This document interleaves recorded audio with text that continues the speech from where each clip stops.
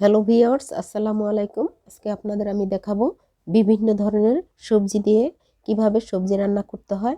তো আমি বাজার থেকে অনেক সুন্দর বড় একটা ফুলকপি নিয়ে আসছি। এই ফুলকপিটা সবসময় কিন্তু পাওয়া যায় না। তো আমি যে তরকারি দিয়ে আমি সবজিটা রান্না করব আপনাদের দেখাচ্ছি। ফুলকপি, তো এরপরে হচ্ছে আমি একটা বেগুন নিয়েছি, একটা গাজর নিয়েছি, একটা আলু নিয়েছি, তো মিষ্টি কুমড়া নিয়েছি এক ফালি, ও পালং শাক নিয়ে আসছি বাজার থেকে। তো আমি সব সময় কিন্তু বলি যে আসলে আমরা তরকারি বাজার থেকে নিয়ে আসলে প্রথমে আমরা ধুয়ে নেব, প্রথমে ধুয়ে তারপরে কিন্তু আমি তরকারিটা কাটবো। তো এই জন্য আমি কিন্তু আগেই তরকারি সুন্দর করে কেটে নিয়েছি এবং এগুলো ধুচ্ছি, ধুয়ে তারপরে আমি কাটবো। তো আমার ধোয়া হয়ে গেছে, এবার আমি কেটে নেব। হ্যাঁ দেখুন বন্ধুরা, আমি তরকারিগুলো কেটে নিয়েছি। যে ধরনের তরকারি আমি নিয়েছি সবগুলোই কিন্তু আমি কেটে নিয়েছি অল্প অল্প করে। তো সবজি কিন্তু প্রচুর পরিমাণে ভিটামিন আছে এবং রোগ প্রতিরোধক খাবার। আমরা এখন চলে যাব রান্না। হ্যাঁ বন্ধুরা, শুরু করা যাক তাহলে রান্না। তো এই সবজি, বিভিন্ন ধরনের সবজি রান্না করার জন্য যে উপকরণের প্রয়োজন আমি আজকে আপনাদের সেই উপকরণগুলো দেখাবো। তো প্রথমে আমি সরিষা তেল নিয়েছি, এরপরে সরিষা বাটা, আদা বাটা, রসুন বাটা, পাঁচফোড়ন, একটা তেজপাতা, এরপরে হচ্ছে আপনার কাঁচা ঝাল কুচি, পেঁয়াজ কুচি, ধনিয়ার গুঁড়ো, হলুদের গুঁড়ো, জিরার গুঁড়ো। তো আমি প্রথমে তেলটা ঢেলে দিচ্ছি।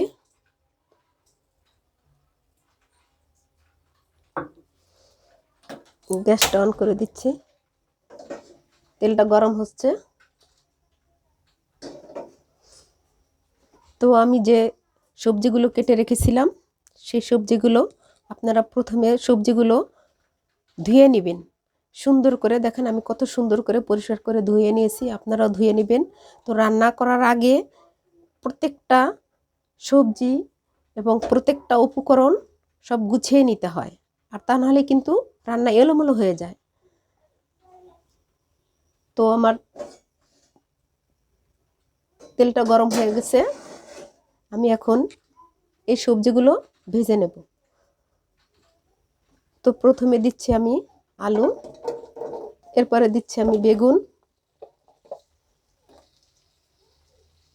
এরপরে আমি একটু মিষ্টি কুমড়োটা বেশি দিয়েছি। তো মিষ্টি কুমড়োতে প্রচুর পরিমাণে পুষ্টি রয়েছে, এই জন্য মিষ্টি কুমড়োটা আমার পরিবারের সবাই আমরা খুব সবজি পছন্দ করি। তো এরপরে দিয়ে দিচ্ছি সিম। তো আসলে এই সবজিগুলো সব সিজনে কিন্তু পাওয়া যায় না, কিছু কিছু সবজি পাওয়া যায়, আবার কিছু কিছু সবজি পাওয়া যায় না। তো এই জন্যেই আমার এই সবজি রান্নার আয়োজন। তো আমি চিন্তা করলাম যে শীতের সিজনটা কিভাবে সাজানো যায়। তো বন্ধুরা আপনারাও এভাবে রান্না করার চেষ্টা করবেন।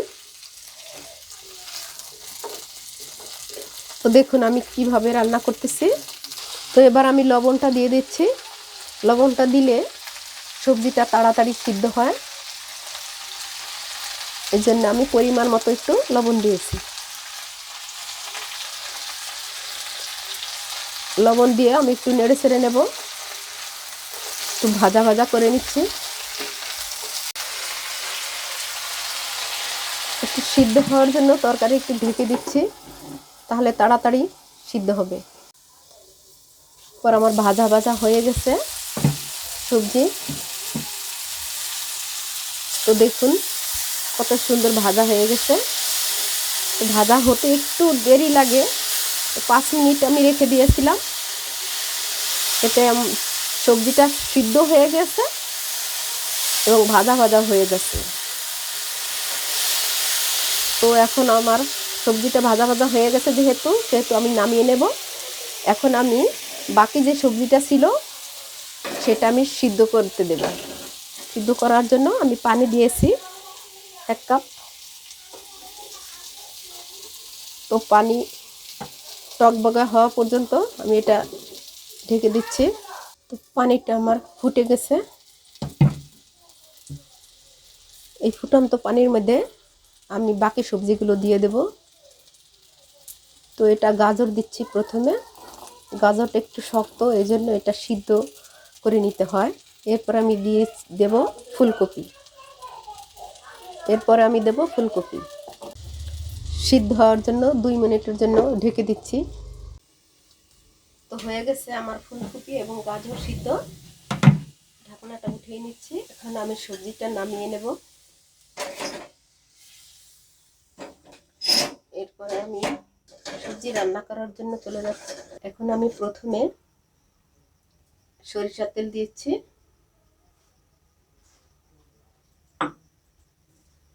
তো এরপরে আমি দিচ্ছি পাঁচফোড়ন,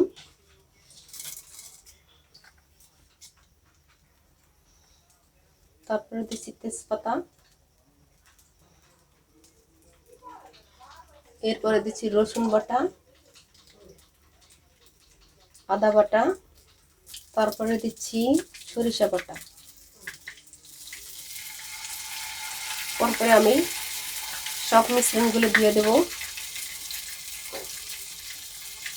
এরপরে দিয়ে দেব কাঁচা ঝাল, এরপরে দিয়ে দেব পেঁয়াজ কুচি,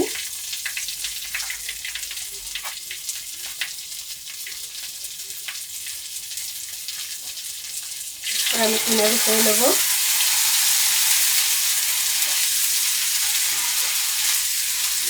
আমি ঘুরিয়ে নিয়ে 3টা শুকনো ঝাল দিচ্ছি। শুকনো ঝাল দিলে ফ্লেভারটা ভালো আসে। এবার আমি নেড়ে চেড়ে নিচ্ছি।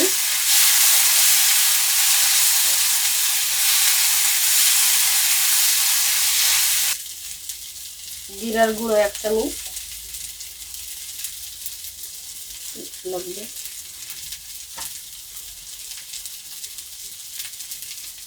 তারপরে দিয়ে দিচ্ছি হলুদ গুঁড়ো,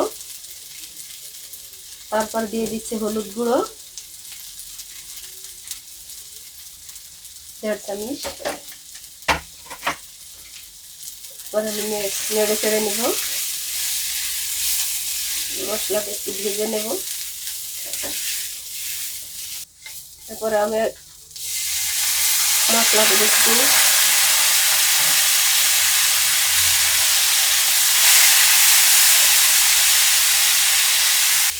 এরপরে মশলাটা আমি একটু ভাজা ভাজা করে নেব। ভাজা ভাজা করার জন্য হালকা একটু পানি দেব, তাহলে মশলাটা সিদ্ধ হয়ে যাবে।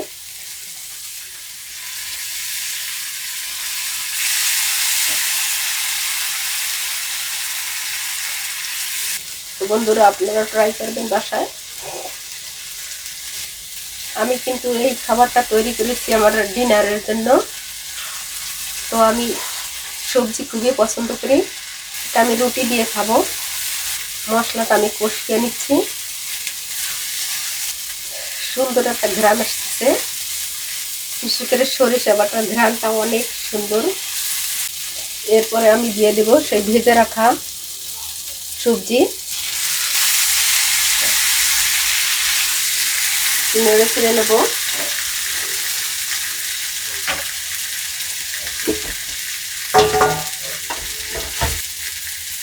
তারপরে আমি দিয়ে দিব ফুলকপি,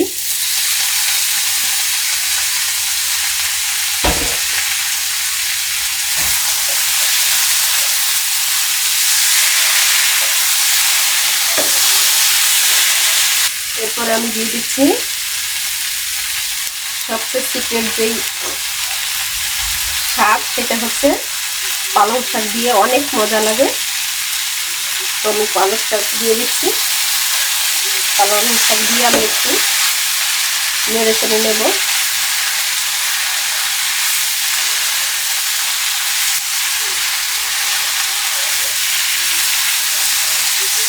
পালং শাকে আছে প্রচুর পরিমাণে ক্যালসিয়াম। তো আপনারা শীতের সিজনটাকে মিস করবেন না। আমার মতো সব তরকারি দিয়ে রান্না করবেন, খুবই মজা লাগে। বিশেষ করে পরোটা, রুটি এগুলো দিয়ে দিয়ে খেতে খুবই ভালো লাগে। এরপর আমি আর একটু লবণ দিয়ে দিচ্ছি।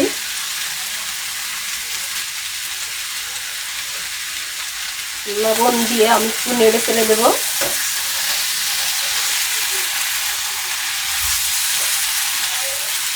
দেখেন শাকটা কত সুন্দর গলে যাচ্ছে। একদম পালং শাক একেবারেই নরম। তো পালং শাক দিয়ে খেতে খুবই টেস্ট লাগে। এরপরে আমি দিয়ে দিব পরিমাণ মতো পানি, বেশি না, পানি অল্প দেব। 1 কাপের মতো আমি পানি দিয়েছি। তো আমি নেড়ে চেড়ে এবার ঢেকে দিচ্ছি 3 মিনিটের জন্য।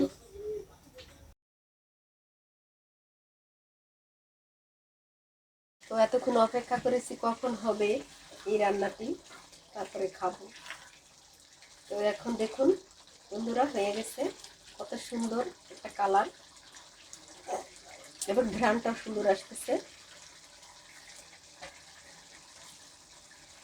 একদম শেষে দিয়ে দিচ্ছি আমি ধনিয়া পাতা।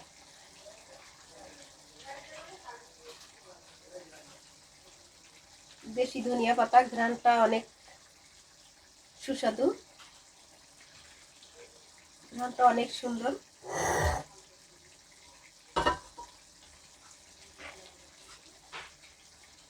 এবার আমি একটু নেড়ে চেড়ে দিচ্ছি হালকা করে।